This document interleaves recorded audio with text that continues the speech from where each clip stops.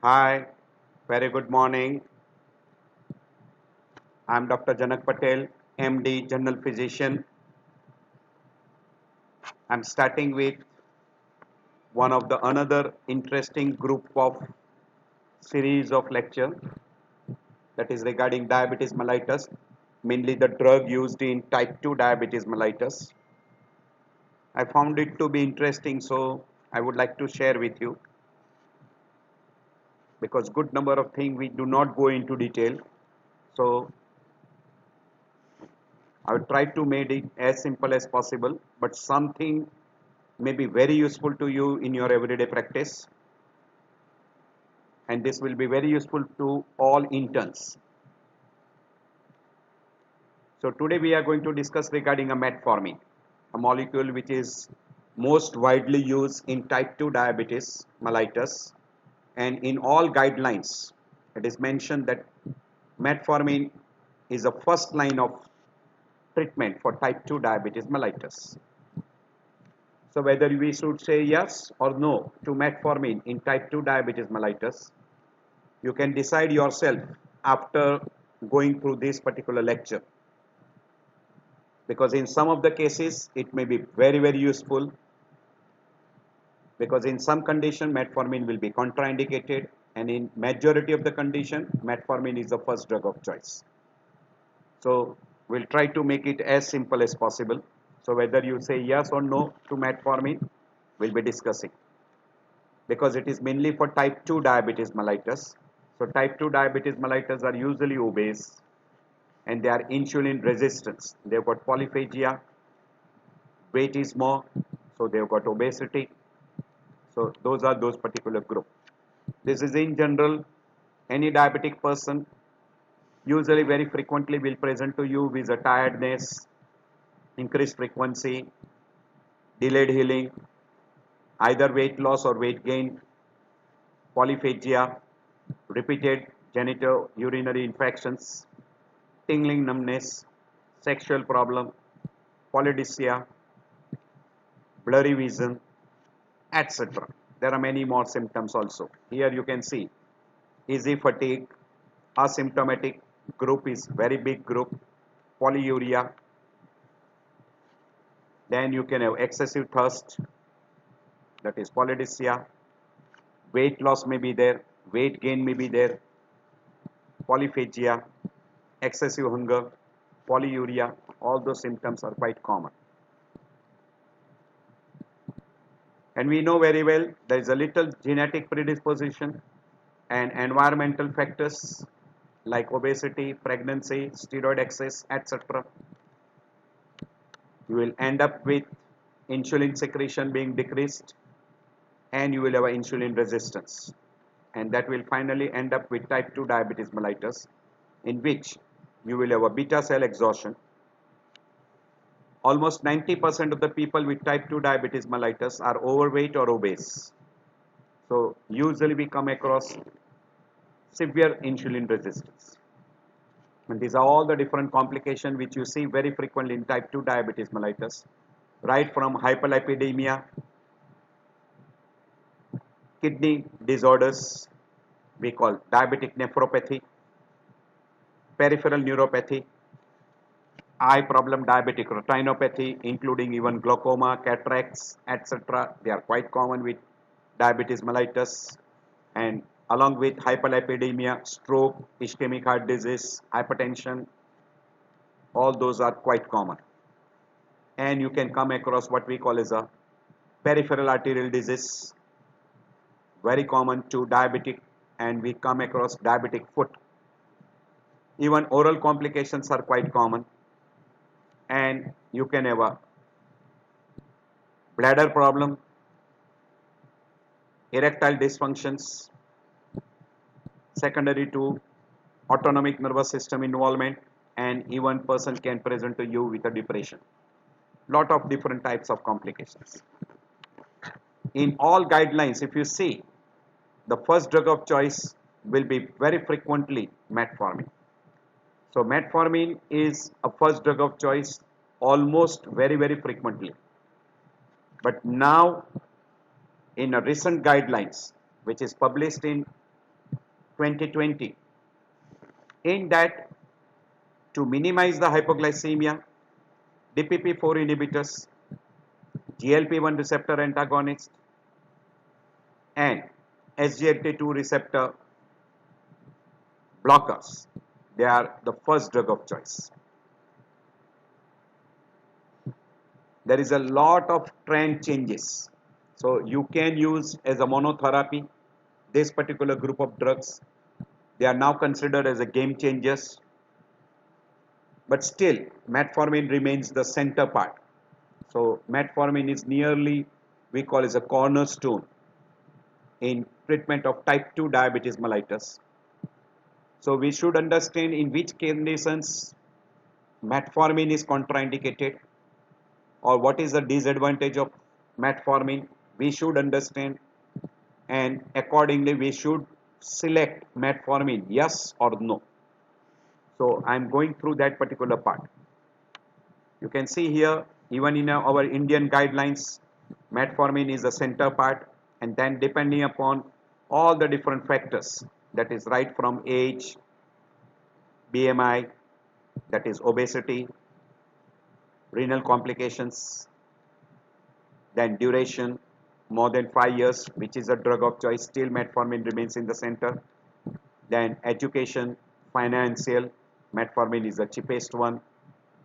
Glycemic status, even with a person who has got a postprandial being elevated, metformin remains the first drug of choice still. And to decrease hypoglycemia also, metformin is a drug which usually do not produce hypoglycemia. So metformin still remains common. You can see here the metformin is the first drug of choice all throughout. Also in dual therapy, metformin remains very common. But now the trend is changing. We should follow that particular criteria, and we should pay attention when to use, when not to use. So after a lifestyle modification, metformin is the first drug of choice.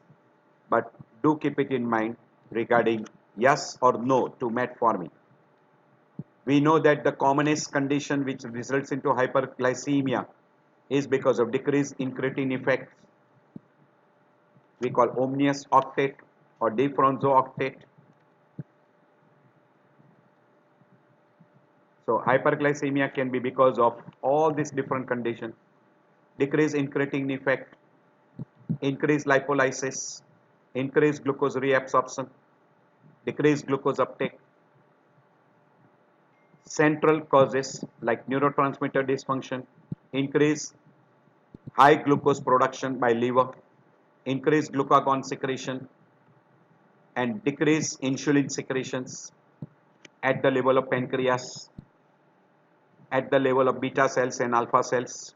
All these factors are responsible for hyperglycemia, and it will end up with type 2 diabetes mellitus.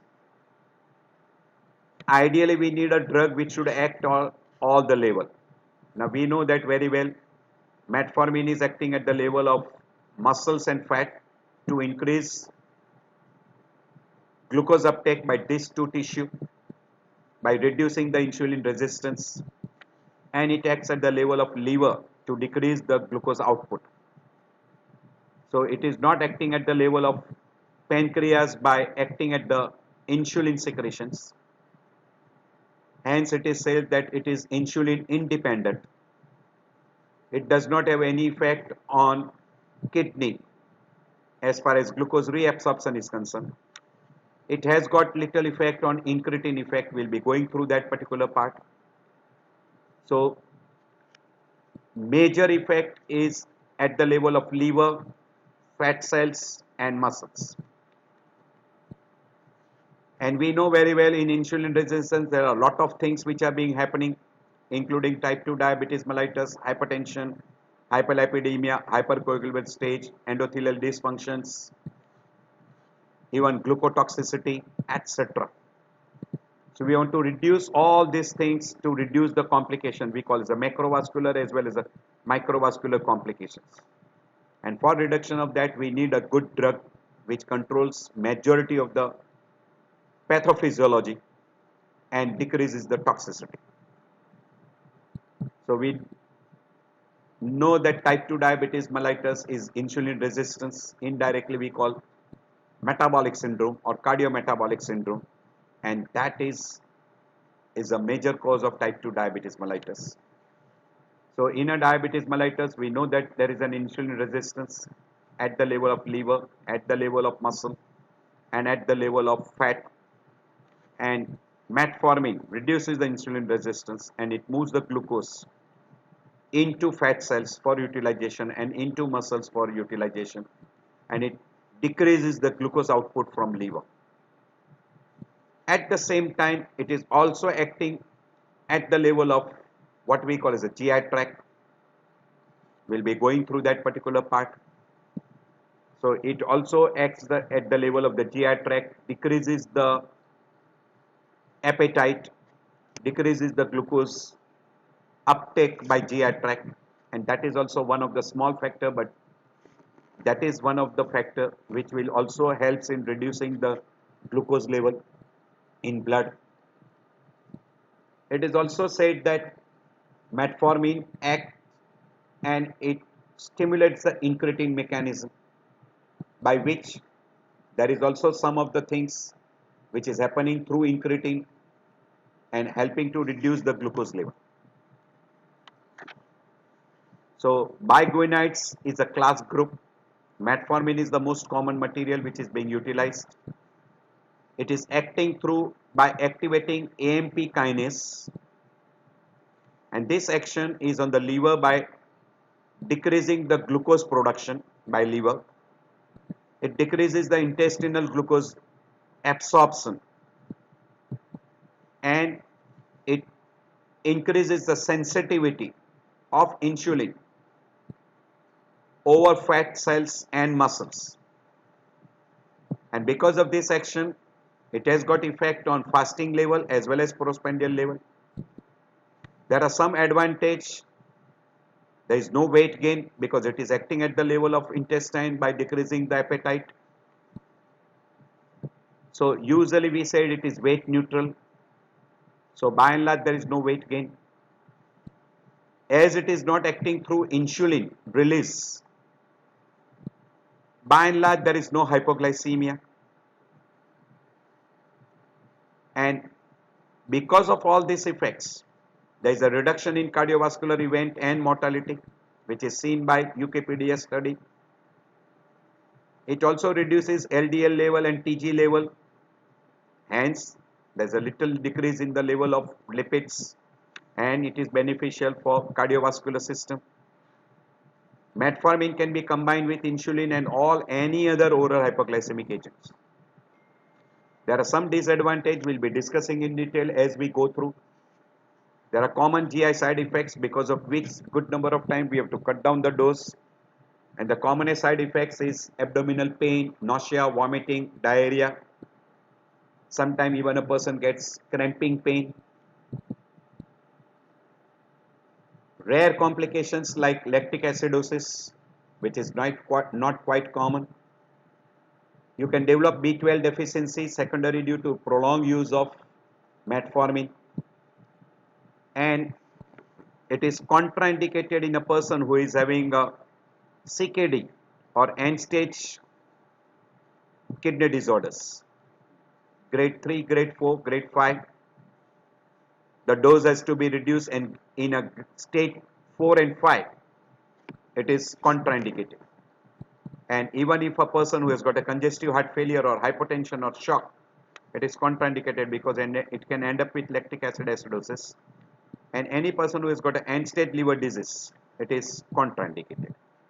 We'll be going through. Yes, there is one biggest advantage as far as the cost factor is concerned. It is very cheap. Hence, it is one of the drug for a poor group of people or poor socioeconomic, and having many advantages. So it has become the drug of choice, and it is the first line of treatment in case of type 2 diabetes mellitus unless it is contraindicated.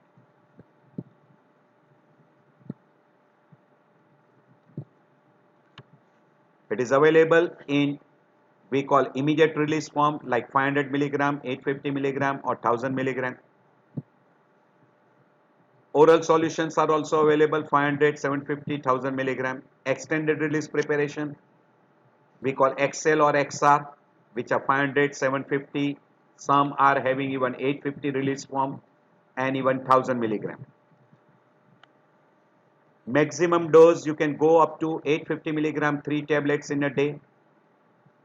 So that is less than 2600 milligram.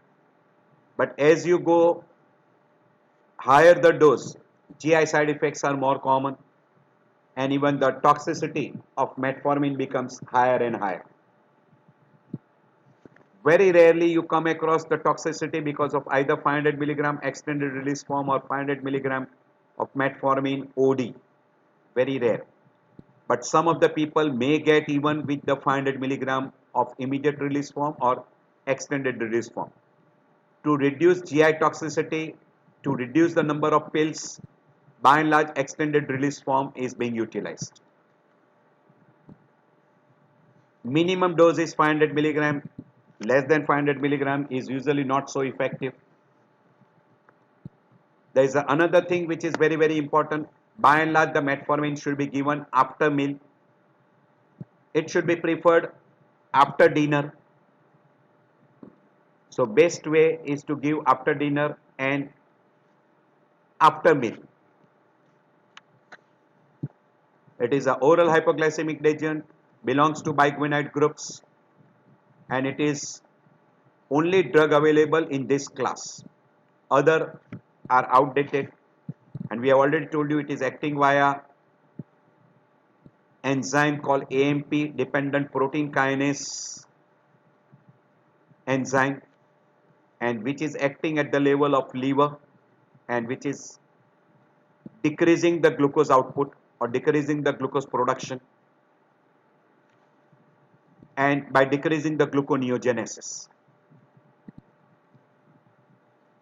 Apart from this action, we have already told you that it increases the glucose uptake by fat cells and muscles. It increases the insulin sensitivity. It increases the fatty acid oxidation, and it decreases the intestinal absorption. And metformin do not cause the release of insulin from pancreas. Hence, the chances of hypoglycemia is very less. Now, there are also additional action, that is at the level of, mainly it is acting at the liver, muscle and fat. Classical action. At the level of GI tract, it decreases the absorption of glucose. At the same time, there is a decrease in appetite, which also decreases the intake of food, and thus it will also help in reducing the glucose level. At the level of pancreas, it will increase the alpha cell function, it will decrease the insulin release, and it will increase the glucagon uptake. All this will be helping in direct way for control of diabetes mellitus. But direct action on pancreas is rare. It does not directly act and release insulin. So this is, in one slide everything is given. It reduces the activation of insulin. It is anorexic action, fibrinolytic action, hypolipemic effects, improves anaerobic glycolysis. It enhances the utilization of glucose by muscle. It improves the lipolysis. It reduces the lipogenesis. It inhibits the gluconeogenesis in liver. It inhibits the absorption of glucose and fat acids in intestine, and it potentiates the effect of insulin. All these things will help in reducing the glucose level. So there are two types of action of metformin. We call AMPK mediated and AMPK independent. Insulin sensitivity is increased and gluconeogenesis is decreased is dependent on AMPK activity. While independent, it has got slight effect on GLP-1 secretions, and it is also acting on a microbiota. There is also said as redox test. Metformin dysregulates the calcium homeostasis by disrupting the B12 intrinsic factor complex. This is evident by the fact that by taking calcium supplement, it reduces the metformin related B12 deficiency. Hence, it is said that metformin dysregulates the calcium homeostasis and it is decreasing the absorption of B12 from B12 intrinsic factor complex, and this effect can be reduced by giving calcium supplements. There are good number of advantages of metformin we have already mentioned before. It does not have any effect as far as insulin secretion is concerned, so it is called insulin sparing drug. There is no direct effect on insulin secretion, hence there is less chance of hypoglycemia, and because it decreases the appetite and decreases the intake of food, it is weight neutral, hence there is no weight gain. It is a first line of treatment for type 2 diabetes mellitus. It can be used as a monotherapy in early stage. Also, it can be utilized in pre-diabetic group, and it can be combined with sulfonylurea, we call pioglitazones, even with insulin, and it can be combined also with SGLT2 inhibitors. It can be combined with even DPP4 inhibitors. So it can be used with any particular insulin or oral hypoglycemic agents. There are good number of side effects because of which you might have to reduce the dose or sometimes you might have to stop. The commonest side effects are nausea, vomiting, cramping pain, bloating sensation, gaseous distension, diarrhea, very occasionally constipation. Rare side effects include lactic acidosis. B12 deficiency can end up with megaloblastic anemia. Hypoglycemia is again a rare complications. B12 deficiency on long-term use is quite common. We already mentioned GI tract side effects like nausea, vomiting, diarrhea, abdominal discomfort. That is the most common, almost common in 10 to 25% of the people, and even some person can experience metallic taste. Another very common is deficiency of B12. Lactic acidosis, pancreatitis, sleep disturbances, peripheral neuropathy, secondary due to B12 deficiency, B9 deficiency, that is folic acid, is not very common.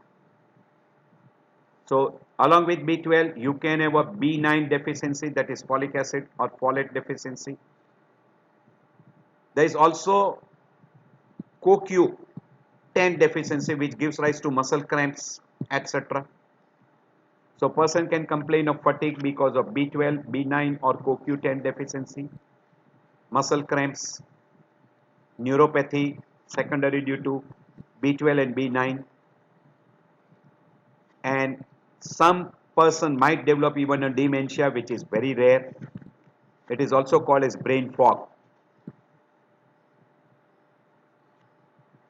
It is also seen that there is some chance of low testosterone level, which can end up with hair loss and baldness.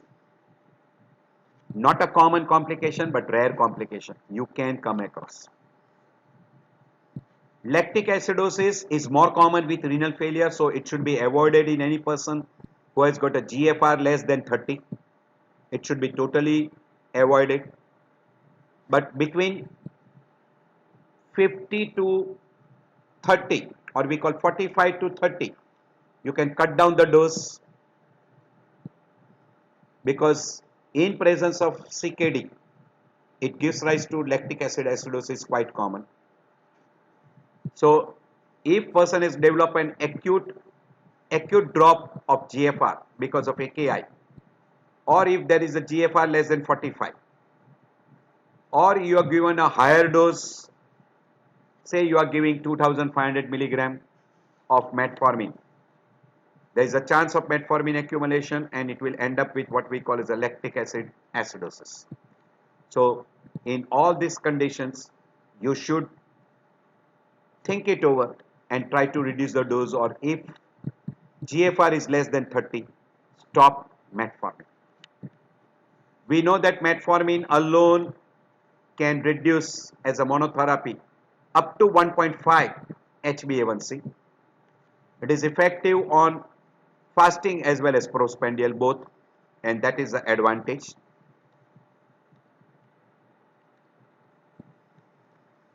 So if we go through all now what we have uttered, it is wonderful drug for type 2 diabetes mellitus unless contraindicated.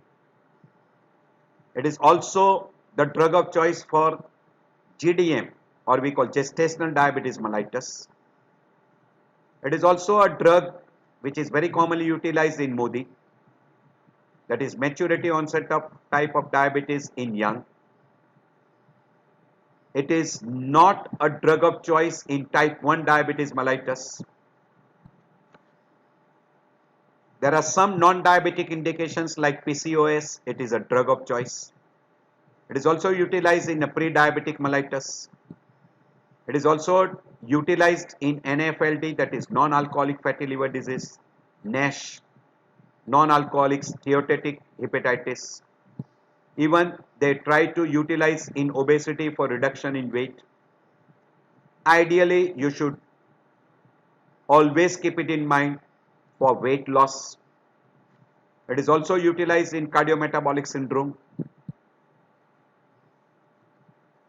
There are some people who have tried in hypothyroidism, particularly in a peripheral resistance. It is called tissue resistance in hypothyroidism, where you require a very high dose of levothyroxine. In that it is tried and it is seen that it is effective. It is also utilized as anti-aging process. It has been tried in Alzheimer's disease. Ideally, it should not be utilized for lowering LDL or TG. And it is seen that a person who is consuming metformin has got a lesser chance of colonic cancer.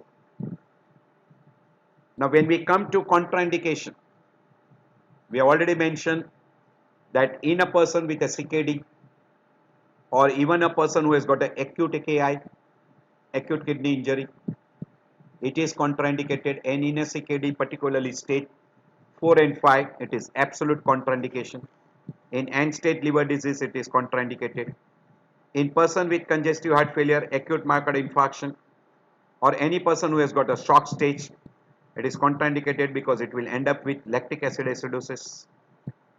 If a person who is undergoing a major surgery or major illness, or we call acute illness like septic shock, etc., it is contraindicated again because of lactic acid acidosis. Any person who is hypoglycemic, it is but natural not to be utilized.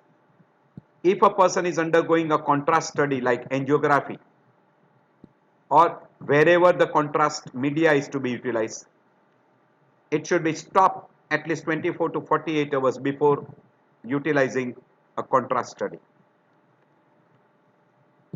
And it is in a liver, particularly in a cirrhosis, we say red flag or no to, or we call contraindication or stop metformins. We already mentioned good number of contraindications. Some of the most common, you should keep it in your mind, is end stage renal disease, where GFR is going below 30 and person is in stage 4 or stage 5. Liver failure, congestive heart failure, shock or acute myocardial infarction, lactic acidosis, honk or severe hypoglycemia. Prior to contrast study, you must pay attention, and even in a septicemic shock.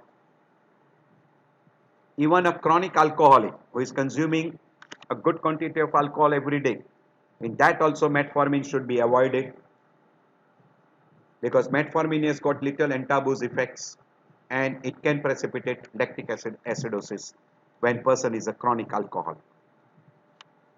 So apart from those contraindication, it is, we have already mentioned some of the good uses: type 2 diabetes mellitus, polycystic ovarian syndrome, NASH, HIV related metabolic abnormalities, cardioprotective. It has been seen that it is cardio or protective for colonic cancer. In near future, we might see one of the major indication in colonic cancer. So there are beneficial effects and there are some pleiotropic effects which gives a beneficial effects because of decreasing hyperglycemia, decreases hyperinsulinemia, good effect on lipids, it increases GLP level, it decreases the inflammatory markers, it decreases the oxidative stress, and it has got also a good effect on microflora. Because of all this effect, we have already mentioned type 2 diabetes, pre-diabetic, cardiovascular protection, decreasing BMI, also in person with a hypertension, neuroprotection, nephroprotection, malignancy, aging process, PCOS, and now it was also utilized in COVID-19. But you have to think it over. So metformin is neutral as far as hypoglycemia is concerned. Also, as far as weight is concerned, there is no weight gain. By and large, good number of times you might have a slight weight loss. You have to take precaution in CKD, particularly stage 4 and 5. It has got moderate GI side effects like nausea, vomiting, pain, diarrhea, etc. In presence of congestive heart failure, it should be avoided to decrease the chance of lactic acid acidosis. It has got a good advantage in a person with atherosclerotic cardiovascular disorders because it has got a good effect as far as the lipid is concerned and diabetic control is concerned. As far as the bone is concerned, it is neutral. There is no osteoporosis, no chance of fracture. Hence, metformin is a good drug. Do keep it in mind. This is again same thing given comparison. So I've tried to cover up almost majority of the part. Advantages, disadvantages, yes, no, indication, contraindications of metformin, advantages, disadvantages of metformin. I hope this will be helpful to you. If you find this lecture is useful to you, please press button like and subscribe, and you can share with your friends. I thank you all for taking out time. I know that your time is valuable and I appreciate you for spending some of the time with me. I hope this will be helpful to you in your everyday practice, in internship, and when you start your practice. In subsequent lecture, we'll be covering up other in short sulfonylurea, SGLT2, game changers, etc. All different oral hypoglycemic agents. So see you in next lecture.